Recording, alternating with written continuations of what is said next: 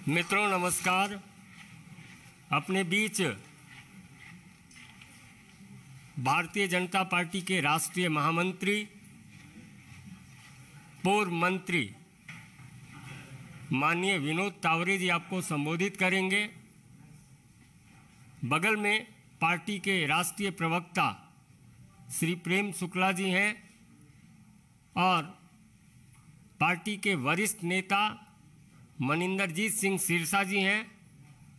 माननीय प्रधानमंत्री जी के नेतृत्व में निरंतर उनकी विकास यात्रा में देश के वरिष्ठ नेतागण पार्टी की सदस्यता ग्रहण कर रहे हैं। उसी क्रम में मैं आग्रह करूंगा अखिल भारतीय कांग्रेस कमेटी के वरिष्ठ नेता तरविंद सिंह मारवाह जी को माननीय विनोद तावरे जी पार्टी की सदस्यता ग्रहण कराएं, सदस्यता पत्र दें और पुनः आपका संबोधन होगा।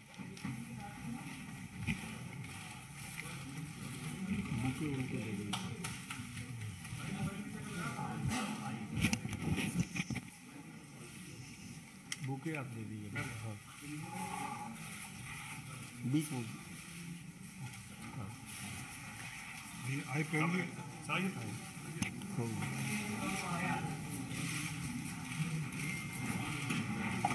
Thank you.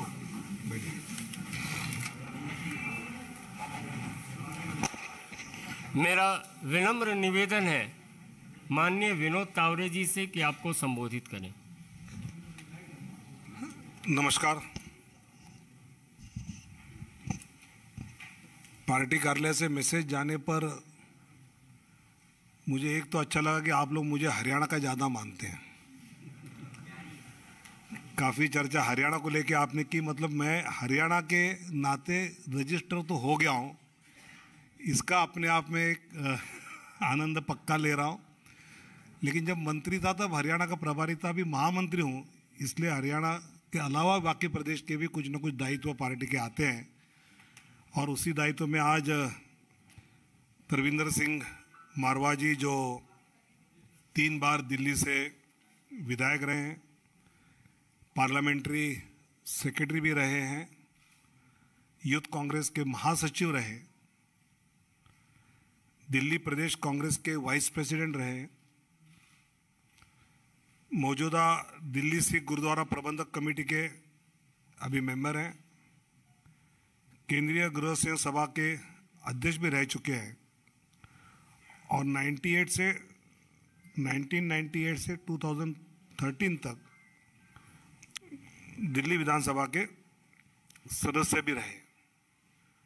ऐसे एक सीनियर राजनीतिक नेता आज भारतीय जनता पार्टी में उन्होंने प्रवेश किया है।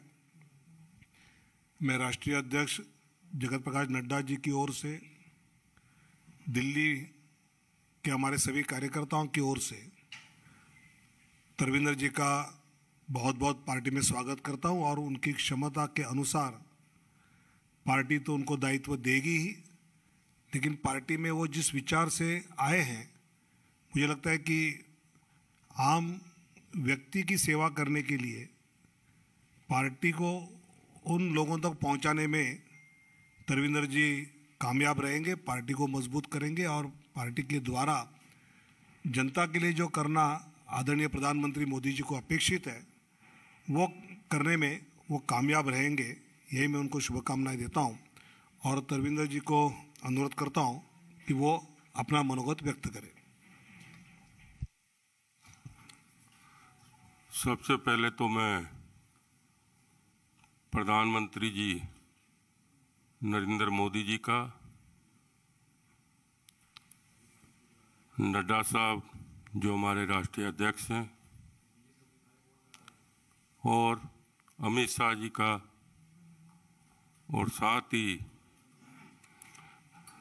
विनोद तावरे जी जो कि राष्ट्रीय महासचिव हैं, शुक्ला जी और साथ ही मेरे छोटे भाई सिरसा जी जिनकी प्रेरणा से और उन्होंने काफ़ी दिनों से कह रहे थे,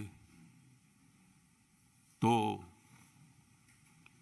मैं सभी का पर धन्यवाद करता हूं कि आपने मेरे को इस पार्टी में शामिल किया। इसके लिए मैं आप सबका आभारी हूं और धन्यवाद करता हूं। मैं भारतीय जनता पार्टी में आज शामिल हुआ हूं और मैं आप लोगों को, तावरे जी को विश्वास दिलवाता हूं कि जब तक मेरे प्राण हैं मैं आपकी पार्टी की सेवा करता रहूंगा, बिना पद के लालच के। मैं अपनी भावना से आया हूं क्योंकि मेरे को पिछले चुनाव में भी अमित शाह जी ने कहा कि आप भारतीय जनता पार्टी से एमएलए लड़ लो, लेकिन उस पार्टी की निष्ठा दिखाते हुए मैंने हामी नहीं भरी। लेकिन आज सवाल जो उठ रहा है, मेरे को बड़ा दुख से कहना पड़ रहा है कि मैंने इस पार्टी के लिए क्या नहीं किया। अपना सारा जीवन कांग्रेस पार्टी के लगा दिया, अपनी जवानी लगा दी। मैं डीएवी कॉलेज में प्रेसिडेंट, एग्जीक्यूटिव काउंसलर भी रहा। एनएसयूआई में भी मैं ऑल इंडिया में 1977 में ज्वाइंट सेक्रेटरी भी रहा।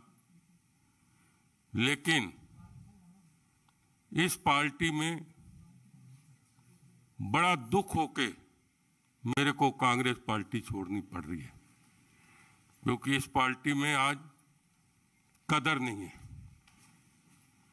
इस पार्टी में तो मैं हैरान हो जाता हूं, ऐसे ऐसे लोग शामिल कर दिए हैं जो चपरासी के लायक भी नहीं थे। अभी एक प्रवक्ता बनाया है, आप लोग उसको जानते ही होंगे, जिसको इंचार्ज बना दिया। बड़ी हैरानगी की बात है, खेड़ा है उसका नाम। वो क्या होता था? मुख्यमंत्री का पीए होता था शीला दीक्षित का। उसकी पार्टी की क्या कुर्बानी है मेरे को तो समझ नहीं आ रही। कई ऐसे जनरल सेक्रेटरी बन गए हैं जिनकी पार्टी में कोई बात ही नहीं है, कोई चीज ही नहीं है, कोई लोग पहचानते ही नहीं है। अभी मैं 1 साल पहले 9 महीने हुएंगे ऑल इंडिया कांग्रेस कमेटी गया। वहां पर क्या देखा, आप हैरान हो जाओगे। एक जनरल सेक्रेटरी के कमरे में गया, वो 4-6 लोगों को बैठा के खुद सिगरेट पी रहा है, खुद सिगरेट पी रहा है। कितनी, मैं नाम नहीं लूंगा। बहुत बड़ी हैरानगी हुई कि जहां पर दफ्तर में पूजा होती है वहां पर सिगरेट पी रहे। अभी क्या हुआ, अब तो वहां बंटवारा चल रहा है। अब बंटवारा कैसे चल रहा है? अभी राज्यसभा आपने देखा, 2 कोटे, एक जयराम, कोई पार्टी में कुर्बानी नहीं। एक जो मिनोटी सेल का नाम मेरे ध्यान से उतर रहा है यूपी से, उसको राज्यसभा कहां भेज रहे हैं? महाराष्ट्र। वो किसका आदमी है? प्रियंका गांधी का। दूसरा मुकलवासनी किसका है? सोनिया गांधी का। 2 जो और चुने गए हैं वो राहुल गांधी के। एक कौन है? हरियाणा से सुरजेवाला। मतलब जो लोग चुनाव हार हार के उनको पार्टी में इतना तवज्जो दे रहा है, उस पार्टी का क्या फायदा जहां बट रही है। वहां जो वर्कर, मैं तो G23 वालों को भी कहूंगा कि इस पार्टी में आपको कुछ नहीं मिलना। अब चाहे वो गुलाम नबी आजाद हो, चाहे सुशील कुमार शिंदे हो, इन्होंने ना किसी को दूसरे को अध्यक्ष बनने देना है। ये भी लिख लो आज। जैसे पहले जितेंद्र प्रसाद जी खड़े हुए थे, सचिन पायलट खड़े, राजेश पायलट जी, क्या हुआ? अब पीसीसी प्रेसिडेंट सारे के सारे राहुल गांधी अपने बना रहा है, ना कोई बायोडेटा देख रहा है कि किसकी पार्टी का कुर्बानी है, कुछ नहीं देखा जा रहा। आज क्या देखा जा रहा है कि उसके जो सेक्रेटरी हैं वो किसका नाम ले रहे हैं। जिस पार्टी में कुर्बानियां जिन्होंने दी, जिन्होंने गुलाम नबी आजाद जी ने आगरा में 40 की 40 सीटें लेके आए, उन्होंने इतनी मेहनत की। सुशील कुमार शिंदे जी ने कितनी मेहनत की, लेकिन आज उनको नजरअंदाज किया जा रहा है। पीछे सुशील कुमार शिंदे जी ने कहा भी था कि हमसे कोई पूछा नहीं जा रहा आज की डेट में। तो उस पार्टी में क्या करना, रोना आ रहा है उस पार्टी का। मैं तो दोबारा G20 तो कहूंगा कि आप लोग चुपचाप भारतीय जनता पार्टी में शामिल हो जाओ और आपको सम्मान मिलेगा, ये मैं कहना चाहता हूं। और आज जो हमारे नरेंद्र मोदी जी जो वो कमाल कर रहे हैं, जब से देश आजाद हुआ है आज तक आपने ऐसा प्रधानमंत्री जी नहीं देखा जिन्होंने आज तक एक छुट्टी नहीं की।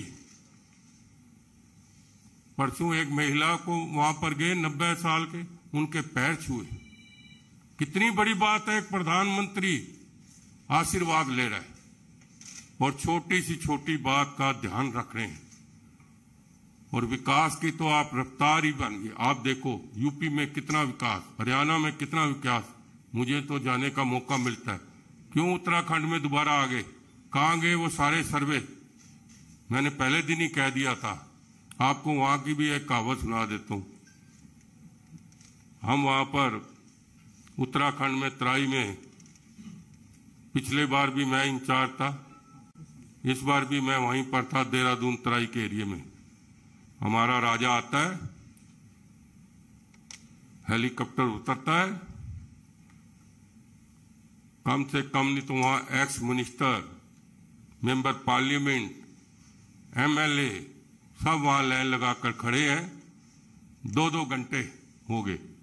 जब उतरता है तो आप मानोगे 4 मिनट में स्टेज पे पहुंच जाता है। फिर वहां का क्या तमाशा होता है, चिट दी जाती है कि आप 5 मिनट बोलोगे, आप 3 मिनट बोलोगे, आप 2 मिनट बोलोगे। पीसीसी प्रेसिडेंट बोल रहा है उसको रास्ते में ही जाके कि जल्दी करो, राजा साहब ने जाना है। अब मैं दूसरी कहावत आपको सुना देता हूं। ये मैं बातें बिल्कुल सच्ची, मैं कभी झूठ भी नहीं बोलता। मैं इस पार्टी में भी जब शामिल हूं तो मैं कोई लालच के नहीं है। मेरे को हैरानगी है कि मेरे जैसा आदमी जिसने राहुल गांधी की रैली 10,000 आदमियों की कराई इलेक्शन में 2 दिन में जंगपुरा के क्षेत्र में, मैं 1.5 साल से टाइम मांग रहा हूं। और जो हमारी महारानी है उसका तो और ही कमाल है। वो कैप्टन पे तो आरोप लगा रही है कि आप निकले नहीं। अरे आप कौन सा 3 साल से निकले हो? मैं पूछना चाहता हूं, आप भी एक वर्कर से मिले हो?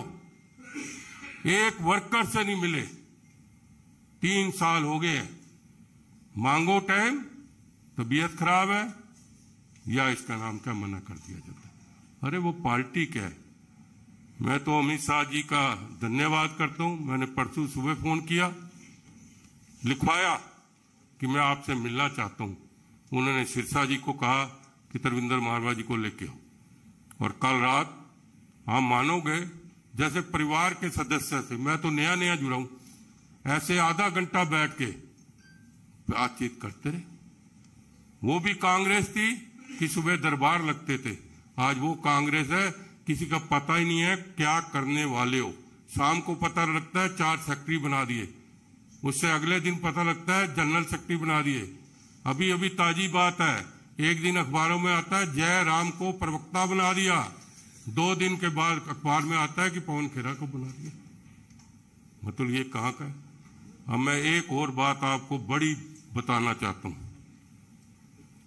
पीछे गर्मियों में, पिछले साल की बात बता रहा हूं आपको, आप भी शायद वहां पर होंगे या कुछ प्रेस वाले होंगे कि नहीं। मतलब उस दिन गर्मी इतनी थी कि 46 या 47 डिग्री था पारा।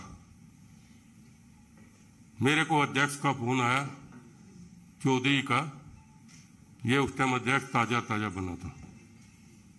मेरे को फोन आता है, मरवा साहब आप आ जाओ, राजा साहब और प्रियंका गांधी जी यूपी में जा रहे हैं, वहां कोई कांड हो गया था। 10 बजे का टाइम है। हम चले गए 50-100 लेके, क्योंकि कुछ क्षेत्र मेरा भी पड़ता था। तो मैंने कहा चलो, हम चले गए।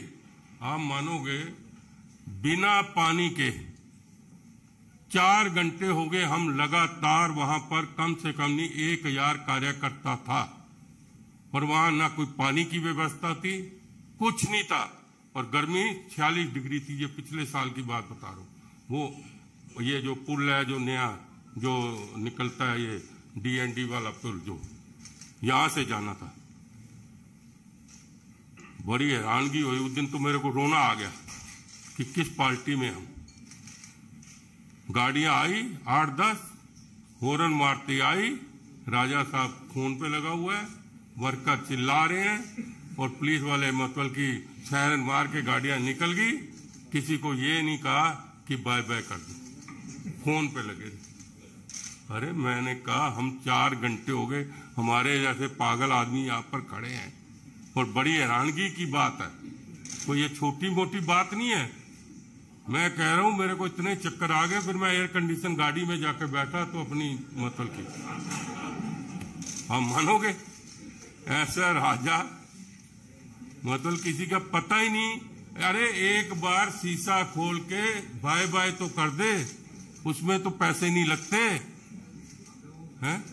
हैं? आप लोगों के साथ होता है कि नहीं कभी? तो फिर आप बताओ कि इसका क्या कहना है। मैं एक बार फिर आप प्रेस वालों का भी धन्यवाद करता हूं, खासकर प्रधानमंत्री नरेंद्र मोदी जी का धन्यवाद करता हूं कि आपने मेरे को पार्टी में शामिल किया। नड्डा साहब राष्ट्रीय अध्यक्ष जी का धन्यवाद करता हूं, और साथ में ही अमित शाह जी का धन्यवाद करता हूं, जिन्होंने कल रात को हमें टाइम दिया। सिखों की कुछ बातें भी थी, जो समस्या थी उस पर भी चर्चा हुई, और साथ में मैं आज तावरे जी को एक बार फिर विश्वास दिलवाता हूं कि आपकी पार्टी के लिए खून भी देना पड़ेगा अपना, और जान भी देनी पड़ेगी। मैं आपकी पार्टी के लिए हमेशा तैयार रहूंगा, तत्पर रहूंगा, ये मैं बताना चाहता हूं। और हमने नरेंद्र मोदी जी का और अमित शाह जी का और नड्डा जी का और पूरी भारतीय जनता पार्टी का, और खासकर मैं सिरसा जी जो मेरे छोटे भाई हैं, इनका धन्यवाद करता हूं कि इन्होंने प्रेरणा देके अमित शाह जी से मिलवाया, और मैं आज भारतीय जनता पार्टी का सदस्य बना हूं। और मैं बीच बीच में आपको सारी कहावत सुनाता रहूंगा, अभी समय की कमी है तो फिर मत कहना। जय हिंद, जय भारत माता की।